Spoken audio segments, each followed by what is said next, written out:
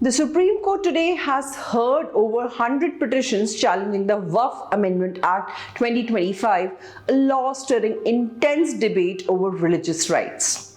Chief Justice of India, Justice Sanjeev Khanna, has proposed an interim order to address key concerns during this legal battle. Enacted in April 2025, the Waqf Amendment Act reforms the management of Waqf properties, that is, assets dedicated for Islamic religious or charitable purposes. It mandates properties authentication for transparency and allows non-Muslims to join the Central Waqf Council and state Waqf boards. Petitioners, including Asauddin Owaisi and the Indian Union Muslim League, argue that it violates fundamental rights under Article 14, 25 and 26, prompting a high-stake Supreme Court hearing.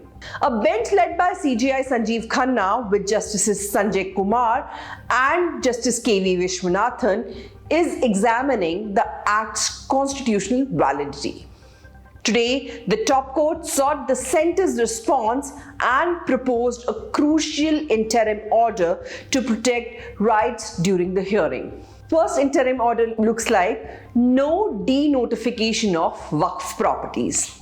Properties declared as Waqf, whether by courts or otherwise, including through Waqf by user, cannot be denotified while the challenge is pending.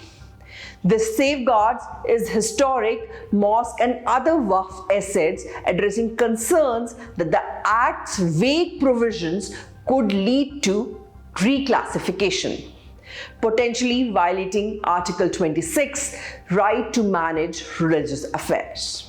Secondly, the proposed interim order could be on Muslims' membership in Waqf bodies.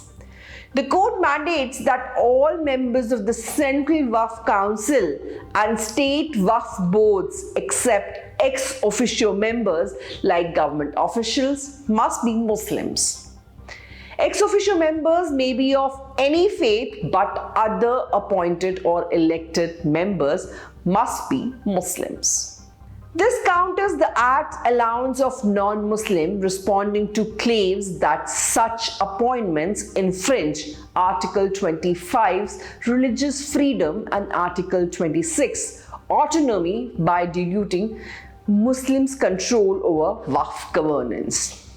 The court has also noted that some Act provisions like property authentication are beneficial, but flagged issues like Waqf by user for clarification. The interim order may directly impact the constitutional rights. The Supreme Court hearing will continue tomorrow as well, and the attention will be drawn with 6 BJP-ruled states supporting the Act and opposition parties like DMK and YSRCP calling it discriminatory. Supreme Court bench led by CJI Sanjeev Khanna also expressed deep concern over violence during protests against the Waqf Amendment Act 2025. He quoted, "Once the Supreme Court is seized of the matter, this should not happen," the CJI has categorically stated, while emphasizing that such unrest is unacceptable while the court hears over a batch of petitions challenging the Act. Solicitor General Tushar Mehta called the violence a new pressure tactic. As the court proposes an interim order to protect Waqf properties and ensure Muslim representation, it urges calm and trust in the judicial process.